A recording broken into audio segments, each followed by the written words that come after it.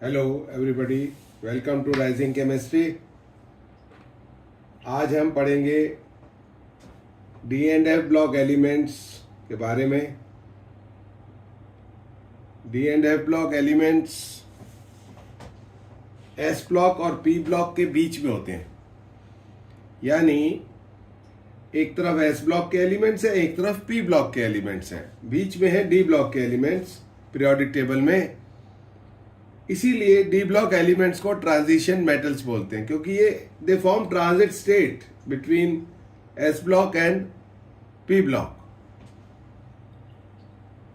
आप ये देखिए, एस ब्लॉक और पी ब्लॉक के बीच में है ये डी ब्लॉक। डी ब्लॉक में टोटल 40 एलिमेंट्स होते हैं, 3D series, 4D series, 5D series and 6D series. D block element सारे के सारे मेटल्स होते हैं, ऑल आर मेटल्स। ये 3D सीरीज है,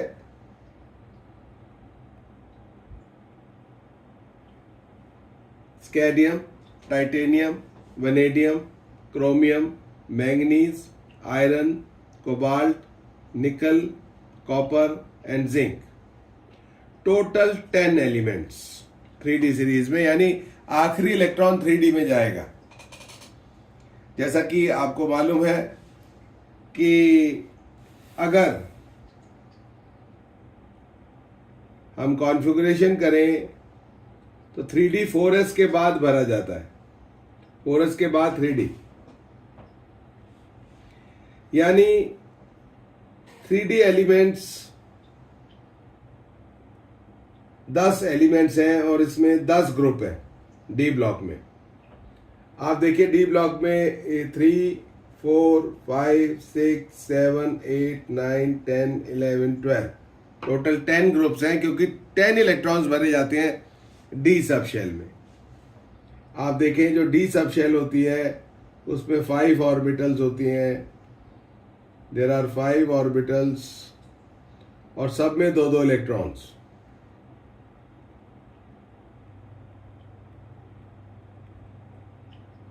पांच इलेक्ट्रॉन पहले हाफ फिल्ड और फिर पेयरिंग शुरू हो जाती है। कौन सा रूल? Hund's rule. ये आपको मालूम है। 10 इलेक्ट्रॉन भरे जाते हैं डी सब शेल में, तो there are 10 elements in 3D series. 3D 4s के बाद आता है, आपको मालूम होना चाहिए, कॉन्फ़िगरेशन। कॉन्फ़िगरेशन क्या होती है? 1s, 2s, 2p,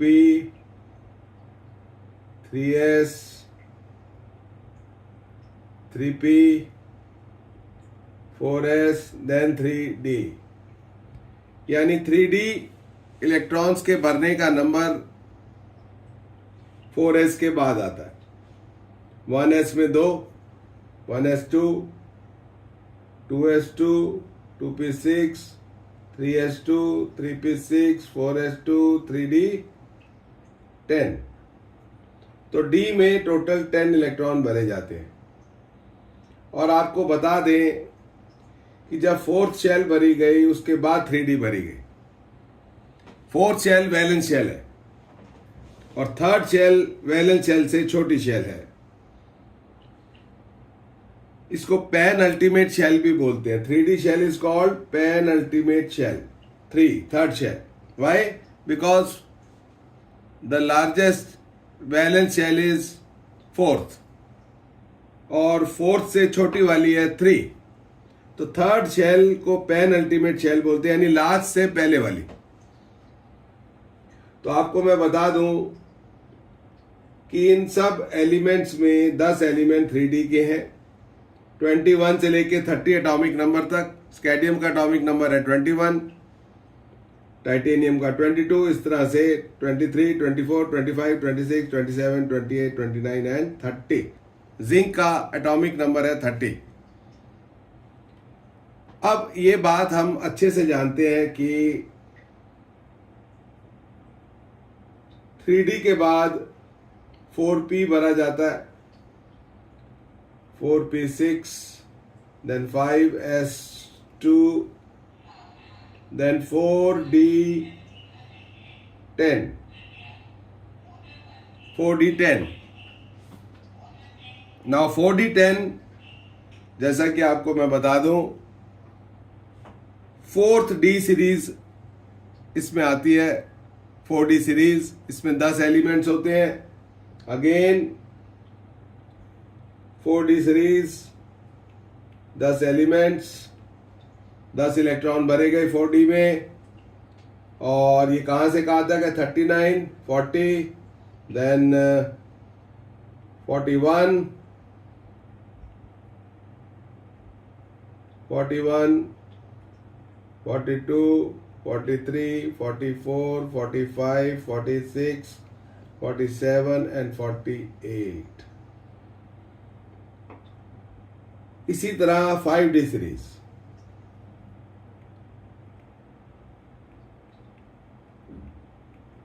5d series में 80 तक, 80 तक है. और 6d सीरीज में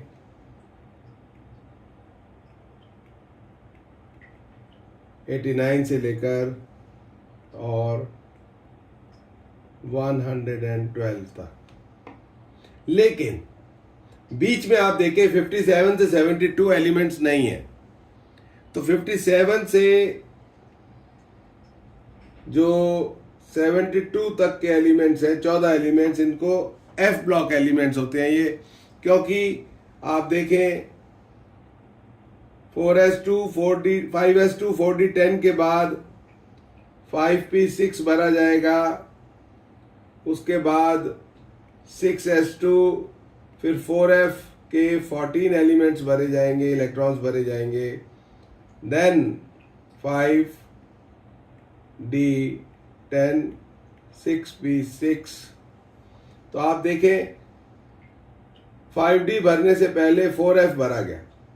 4f के 14 एलिमेंट्स, यानी 4f के जो 14 इलेक्ट्रॉन्स भरे गए, 14 इलेक्ट्रॉन्स भरे गए, वो 4f के एलिमेंट्स हैं. इसी तरह 6d में 89 और 104 के बीच में 14 एलिमेंट्स हैं, 90 से लेके 103 तक. और ये सारे एलिमेंट्स 5f सीरीज के हैं, ये 5f में भरे जाते हैं. तो कुल मिलाकर डी ब्लॉक में कितने एलिमेंट्स हुए? डी ब्लॉक में हुए 10 3d में, 10 4d में, 10 5d में और 10 6d में. तो टोटल 40 एलिमेंट्स हुए. और इनके बीच में जो 58 से 71 है और 89 से 104 है, ये एलिमेंट्स एफ ब्लॉक के हैं. 89 के बीच में 90 से 103, ये एफ ब्लॉक के एलिमेंट्स हैं. देखो डी ब्लॉक एलिमेंट जितने भी हैं उनमें आखिरी इलेक्ट्रॉन डी सब शेल में जाएगा. आखिरी इलेक्ट्रॉन डी सब शेल में. तो हम कॉन्फ़िगरेशन देखते हैं, आप खुद देखोगे कि आखिरी इलेक्ट्रॉन डी में जाएगा तो वो डी ब्लॉक का एलिमेंट होगा. आखिरी इलेक्ट्रॉन अगर 4f में जाएगा तो वो एफ ब्लॉक का एलिमेंट होगा. आखिरी इलेक्ट्रॉन 5f में जाएगा तो वो एफ ब्लॉक का एलिमेंट होगा. तो इस तरह से आखिरी इलेक्ट्रॉन किस में जाता है, कौन सी सब शेल में जाता है, तो वो डिसाइड करता है कि कौन से ब्लॉक का एलिमेंट होगा. ओके, तो 3d में आखिरी इलेक्ट्रॉन 3d में जाएगा, 4d सीरीज में आखिरी इलेक्ट्रॉन 4d में जाएगा. तो हम देखते हैं स्कैडियम की कॉन्फ़िगरेशन. स्कैडियम की कॉन्फ़िगरेशन में आर्गन, मैं आपको फिर से बता दूं, जो हमारे कॉन्फ़िगरेशन है, ये कॉन्फ़िगरेशन जो है हमारी 1s2 2s2 2p6 3s2 3p6, तो यहाँ तक होते हैं. टोटल 2 और 2 4 और 6 10 और 2 12 और 6 18 एलिमेंट्स 18 इलेक्ट्रॉन्स होते हैं, 18 इलेक्ट्रॉन्स. तो ये 18 इलेक्ट्रॉन्स नोबल गैस के हैं आर्गन के। आर्गन की कॉन्फ़िगरेशन होती है 1s2, 2s2, 2p6, 3s2, 3p6। तो यहाँ पर मैं आपको बता दूं कि जो आर्गन के 18 इलेक्ट्रॉन है उनको ऐसे पूरा ना लिख के हम लिख सकते हैं आर्गन 18, यानी 1s2 से लेके 3p6 तक हम आर्गन 18 लिख सकते हैं। तो यही चीज़ मैंने लिखी यहाँ पर, आपको दिख रहा होगा स्कैंडियम 21। तो पहले आर्गन 18, आर्गन 18 का मतलब है 1s2, 2s2, 2p6, 3s2, 3p6, ये आर्गन 18 का मतलब है। और इसके आगे 4s2, 3d1। तो आखिरी इलेक्ट्रॉन किस में गया? 3d में। तो स्कैंडियम हुआ 3d एलिमेंट, यानी डी ब्लॉक का एलिमेंट और 3d सीरीज। टाइटेनियम की कॉन्फ़िगरेशन है 4s2, 3d2, यानी ये भी डी ब्लॉक का एलिमेंट हुआ। और इसके डी सब शेल में 2 इलेक्ट्रॉन है, वनेडियम 3d3। अब क्रोमियम 3d4 होना चाहिए था, लेकिन ये एक्सेप्शनल केस है। मैं आपको बता दूं, क्रोमियम में s का इलेक्ट्रॉन एक जंप करके 3d में चला जाता है और 3d5 हो जाता है। होना चाहिए था 3d4, लेकिन हो गया 3d5। क्यों हो गया? क्योंकि 3d5 एक स्टेबल स्टेट है। 3d5 का मतलब है half filled D sub shell. 5 orbital होती हैं डी सब शेल में, पांचों में एक एक electron. 3d5 half field, very stable. तो इसलिए क्रोमियम स्टेबल कॉन्फ़िगरेशन अटेन करता है। और 4s2, 3d4 की जगह उसकी कॉन्फ़िगरेशन होती है 4s1, 3d5। ये एक्सेप्शनल है, एक्सेप्शनल कॉन्फ़िगरेशन है। This is exceptional configuration. इसमें 4s का एक इलेक्ट्रॉन जंप करके 3d में चला गया। फिर आता है मैंगनीज। मैंगनीज में 5 इलेक्ट्रॉन 3d में, 4s2, 3d5। फिर आयरन, आयरन में 4s2, 3d6। 3d6 का मतलब है कि पेयरिंग स्टार्ट हो गई। आयरन से पेयरिंग स्टार्ट हो जाती है। देखो 5 ऑर्बिटल है, पांचों में एक एक इलेक्ट्रॉन है। तो ये 5 इलेक्ट्रॉन हुए। अब छठा इलेक्ट्रॉन कहाँ जाएगा? पेयरिंग स्टार्ट हो जाएगी, फिर से यहां से शुरू हो जाएगी। ऑपोजिट स्पिन का इलेक्ट्रॉन जाएगा और ये पेयरिंग स्टार्ट हो जाएगी। तो आयरन से पेयरिंग स्टार्ट हो जाती है 3d6। कोबाल्ट 3d7, निकल 3d8, copper, again copper 3d9 होना चाहिए था, 4s2, 3d9, लेकिन एक इलेक्ट्रॉन जंप करता है और 4s1, 3d10 हो जाती है कॉन्फ़िगरेशन कॉपर की। और इसमें इसलिए हो जाती है क्योंकि 3d में फुली फिल्ड सब शेल ज़्यादा स्टेबल होती है। 10 इलेक्ट्रॉन आ गए डी में, 3d में 10 इलेक्ट्रॉन का मतलब फुली फिल्ड। 10 ही आ सकते हैं, तो 10 पूरे आ गए तो फुली फिल्ड हो गई। इसलिए कॉपर की कॉन्फ़िगरेशन भी स्टेबल होने के लिए 4s से एक इलेक्ट्रॉन जंप करता है और 3d में चला जाता है। जिंक की कॉन्फ़िगरेशन है 4s2, 3d10। अब यहां पर सोचने वाली बात है कि कितने कितने अनपेयर्ड इलेक्ट्रॉन्स हैं। तो आप देखें, स्कैंडियम में डी में एक अनपेयर्ड इलेक्ट्रॉन है, टाइटेनियम में डी में 2 अनपेयर्ड हैं, वनेडियम में 3d में 3 अनपेयर्ड हैं, क्रोमियम में 3d में 5 अनपेयर्ड है और 4s का भी एक अनपेयर्ड है और 3d के 5 अनपेयर्ड है। मैंगनीज में 3d में 5 अनपेयर्ड है। आयरन में अब कम होना शुरू हो गए अनपेयर्ड इलेक्ट्रॉन्स, है ना। पहले 1, 2, 3 बढ़ते गए अनपेयर्ड इलेक्ट्रॉन्स। अब मैंगनीज में मैंगनीज के बाद आयरन में कम होने शुरू हो गए क्योंकि पेयरिंग स्टार्ट हो गई। अब पेयरिंग स्टार्ट हो गई तो अनपेयर्ड इलेक्ट्रॉन कम हो गए, 4 रह गए। ये देखिए 4 अनपेयर्ड इलेक्ट्रॉन्स, एक पेयरिंग हो गई। देन कोबाल्ट, कोबाल्ट में आप क्या एक्सपेक्ट करते हैं? दो पेयर्ड इलेक्ट्रॉन्स हो जाएंगे और 3 अनपेयर्ड रह जाएंगे। आयरन में 4 है, कोबाल्ट में 3, निकल में फिर 2 रह जाएंगे। कॉपर में एक भी अनपेयर्ड इलेक्ट्रॉन नहीं है 3D में, और जिंक में भी एक भी इलेक्ट्रॉन नहीं है 3D में अनपेयर्ड। अनपेयर्ड इलेक्ट्रॉन ही डिसाइड करते हैं कि ट्रांजिशन मेटल है कि नहीं है। देखो, ट्रांजिशन मेटल की कुछ खास क्वालिटीज होती हैं, जैसे खास क्वालिटीज में जैसे पैरामैग्नेटिक कंपाउंड्स बनाना, कलर्ड कंपाउंड्स बनाना, कैटलिस्ट होना, वेरिएबल ऑक्सीडेशन स्टेट शो करना, ये सब कैरेक्टरिस्टिक प्रॉपर्टीज है ट्रांजिशन मेटल्स की। अब ट्रांजिशन सारे मेटल्स होते हैं, 40 के 40 मेटल्स हैं, और इसमें एक मरकरी होता है जो कि लिक्विड होता है, बाकी सब सॉलिड स्टेट में होते हैं रूम टेम्परेचर पर, और मरकरी जो होता है वो लिक्विड होता है। खैर, हम बात करते हैं कि जो ट्रांजिशन मेटल्स हैं उनकी कैरेक्टरिस्टिक प्रॉपर्टी किस वजह से है, क्योंकि उनमें डी सबशेल में अनपेयर्ड इलेक्ट्रॉन है, आइदर इन रिड्यूस फॉर्म और इन ऑक्सीडाइज फॉर्म। अब ये देखो आप, मैंगनीज Mn, इस पे 0 चार्ज है तो ये रिड्यूस फॉर्म कहलाती है, it is called reduce form. और Mn2+, 2 इलेक्ट्रॉन निकल गए, तो इलेक्ट्रॉन निकलने के बाद ऑक्सीडाइज हो गया मैंगनीज, मैंगनीज 2+ बन गया, इसको ऑक्सीडाइज फॉर्म बोलते हैं। ऐसे ही जिंक की ऑक्सीडाइज फॉर्म हुई जिंक 2+, कैडमियम की ऑक्सीडाइज फॉर्म हुई कैडमियम 2+, मरकरी की 2 ऑक्सीडाइज फॉर्म है, एक Hg+ और एक Hg2+। Now the thing is कि या तो रिड्यूस फॉर्म में अनपेयर्ड इलेक्ट्रॉन होने चाहिए या ऑक्सीडाइज फॉर्म में अनपेयर्ड इलेक्ट्रॉन्स होने चाहिए। आप देखोगे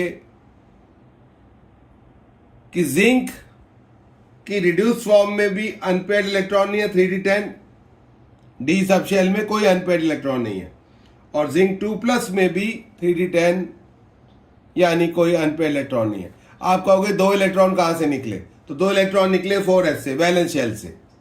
जिंक के 2 इलेक्ट्रॉन निकले वैलेंस शेल से, आप देखें वैलेंस शेल से इलेक्ट्रॉन निकल रहे हैं, 2 इलेक्ट्रॉन निकल गए वैलेंस शेल से, और 3d10 अगेन, यानी ऑक्सीडाइज फॉर्म में भी कोई अनपेयर्ड इलेक्ट्रॉन नहीं है 3D में, और जिंक की रिड्यूस फॉर्म में भी कोई अनपेयर्ड इलेक्ट्रॉन नहीं है 3D में। 10 इलेक्ट्रॉन का मतलब है कोई अनपेयर्ड नहीं है। तो इसीलिए जिंक को हम ट्रांजिशन मेटल की कैटेगरी में नहीं रखते, क्योंकि ट्रांजिशन मेटल वो है जिसमें अनपेयर्ड इलेक्ट्रॉन होना चाहिए 3D में, या तो रिड्यूस फॉर्म में या तो ऑक्सीडाइज फॉर्म में। अब आप स्कैडियम को देखो, स्कैडियम इज 21, स्कैडियम का एटॉमिक नंबर है 21, इसकी कॉन्फ़िगरेशन है 4s2 3d1, 4s2 3d1। तो डी में एक अनपेयर्ड इलेक्ट्रॉन है, लेकिन ये स्कैडियम की रिड्यूस फॉर्म है, और स्कैडियम की जो ऑक्सीडाइज फॉर्म होती है स्कैडियम 3+, उसकी कॉन्फ़िगरेशन होगी 4s0 3d0, यानी डी में कोई अनपेयर्ड इलेक्ट्रॉन नहीं है। 3 इलेक्ट्रॉन निकल गए, 2 4s से, 1 3d से, तो कॉन्फ़िगरेशन बची आर्गन 18। तो अब कोई अनपेयर्ड इलेक्ट्रॉन नहीं है स्कैडियम 3+, लेकिन स्कैडियम के रिड्यूस फॉर्म में 3d1 है, यानी एक अनपेयर्ड इलेक्ट्रॉन है। तो इसलिए स्कैडियम को तो ट्रांजिशन मेटल मानेंगे हम, क्योंकि उसकी रिड्यूस फॉर्म में एक अनपेयर्ड इलेक्ट्रॉन है। लेकिन आप जिंक में देखें, जिंक की ना तो रिड्यूस फॉर्म, जिंक की रिड्यूस फॉर्म और जिंक की ऑक्सीडाइज फॉर्म दोनों में 3d10, यानी कोई अनपेयर्ड इलेक्ट्रॉन नहीं है। तो इसलिए जिंक को हम ट्रांजिशन मेटल की कैटेगरी में नहीं मानते।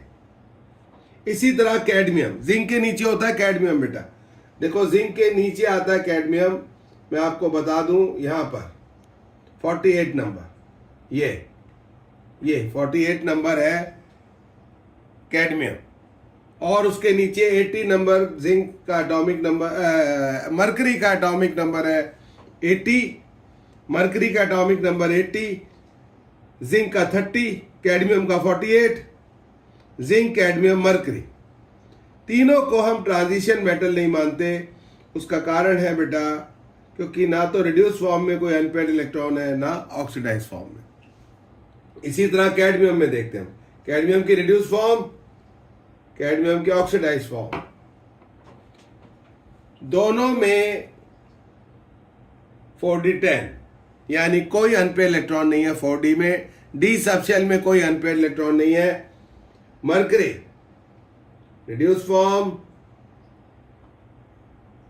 ऑक्सीडाइज फॉर्म, दोनों Hg+, Hg2+, दोनों ऑक्सीडाइज फॉर्म है। तो रिड्यूस फॉर्म में, ऑक्सीडाइज फॉर्म में कहीं भी अनपेयर्ड इलेक्ट्रॉन नहीं है 5d में। तो इसका मतलब है कि मरकरी, कैडमियम और जिंक, कैडमियम और मरकरी तीनों ट्रांजिशन मेटल की कैरेक्टरिस्टिक प्रॉपर्टीज शो नहीं करेंगे, इसलिए हम जिंक, कैडमियम और मरकरी को ट्रांजिशन मेटल नहीं मानते। They are not transition metal, they are D block elements, no doubt, क्योंकि आखिरी इलेक्ट्रॉन डी सब शेल में जा रहा है। तो ये डी ब्लॉक के एलिमेंट्स हैं तीनों, जिंक, कैडमियम और मरकरी, तीनों डी ब्लॉक के एलिमेंट्स हैं, लेकिन ये ट्रांजिशन मेटल की कैटेगरी में नहीं आते, क्योंकि बेटा ये इनके अंदर कोई डी सब शेल में कोई अनपेयर्ड इलेक्ट्रॉन नहीं है। और जो डी ट्रांजिशन मेटल्स हैं, डी ब्लॉक के ट्रांजिशन मेटल्स, उनकी जो कैरेक्टरिस्टिक प्रॉपर्टीज हैं, जैसे पैरामैग्नेटिक कंपाउंड्स बनाना, हम आगे बताएंगे आपको पैरामैग्नेटिक क्या होता है, जैसे कलर्ड कंपाउंड बनाना, जैसे वेरिएबल ऑक्सीडेशन स्टेट शो करना, ये सारी बातें जिंक, कैडमियम और मरकरी पर लागू नहीं होती। ये सारी कैरेक्टरिस्टिक प्रॉपर्टी ये शो नहीं करते, क्योंकि इनके अंदर डी सब शेल में अनपेयर्ड इलेक्ट्रॉन नहीं है। ओके, अब एक कंट्राडिक्शन आती है कि भाई कॉपर और कॉपर प्लस, सी कॉपर और कॉपर प्लस दोनों में 3d10 है, यानी रिड्यूस फॉर्म में भी और ऑक्सीडाइज फॉर्म में भी 3d10। फिर भी हम कॉपर को ट्रांजिशन मेटल मानते हैं, क्योंकि कॉपर को हम ट्रांजिशन मेटल इसलिए मानते हैं क्योंकि कॉपर की जो 2+ स्टेट है, 2+ स्टेट ऑक्सीडाइज फॉर्म, उसमें 3d9 है। 3d9 का मतलब है एक अनपेयर्ड इलेक्ट्रॉन, 3d9 का मतलब है एक अनपेयर्ड इलेक्ट्रॉन। तो इसलिए कॉपर को हम ट्रांजिशन मेटल मानते हैं, हालांकि उसकी रिड्यूस फॉर्म में 3d10 है। आप देख रहे हो, रिड्यूस फॉर्म में 3d10, रिड्यूस फॉर्म में 3d10 है, कोई अनपेयर्ड इलेक्ट्रॉन नहीं है, लेकिन ऑक्सीडाइज फॉर्म में उसके 3d9 है और एक अनपेयर्ड इलेक्ट्रॉन है। तो इसलिए हम कॉपर को ट्रांजिशन मेटल मानते हैं। इसी तरह सिल्वर की ऑक्सीडाइज फॉर्म में कॉपर के नीचे सिल्वर होता है, that will be 4d9 Ag2+, Ag2+ जो हो जाएगा वो Ag2+, 4s0, 5s0, I am sorry, I would like to rectify, 5s0 और 4d9, 4d9 का मतलब एक अनपेयर्ड इलेक्ट्रॉन। तो सिल्वर को भी हम ट्रांजिशन मेटल मानते हैं, कॉपर के नीचे सिल्वर के नीचे गोल्ड। तो आपको बता दें कि जिंक, कैडमियम और मरकरी को हम ट्रांजिशन मेटल्स नहीं मानते, क्योंकि वो कैरेक्टरिस्टिक प्रॉपर्टी शो नहीं करते ट्रांजिशन मेटल्स की। लेकिन हम आपको इतना बता दें कि बाकी सारे मेटल जितने भी हैं ट्रांजिशन मेटल्स डी ब्लॉक के, जिंक, कैडमियम, मरकरी को छोड़कर, वो सारे के सारे ट्रांजिशन मेटल की कैटेगरी में आते हैं, क्योंकि उनके डी सब शेल में कहीं ना कहीं कोई एटलीस्ट वन एक अनपेयर्ड इलेक्ट्रॉन है, कम से कम एक से ज़्यादा भी हो सकते हैं। तो इसी के साथ आज हम कॉन्फ़िगरेशन की बात कर रहे थे। कॉन्फ़िगरेशन हमने आपको बताई आयंस की ऑक्सीडाइज फॉर्म में। तो इलेक्ट्रॉन हमेशा वैलेंस शेल से निकालना, ये ध्यान रखना। जैसे मैं फिर से बता दूं, ये जिंक 2+ की कॉन्फ़िगरेशन है, तो 2 इलेक्ट्रॉन कहाँ से निकले? 4s से। तो वैलेंस शेल से इलेक्ट्रॉन निकालने होते हैं हमेशा जब भी आप आयंस की कॉन्फ़िगरेशन करें। इसी के साथ हम ये क्लास ख़त्म करते हैं, फिनिश करते हैं, और आप लोग नेक्स्ट क्लास में और जानेंगे ट्रांजिशन मेटल्स के बारे में। Thank you.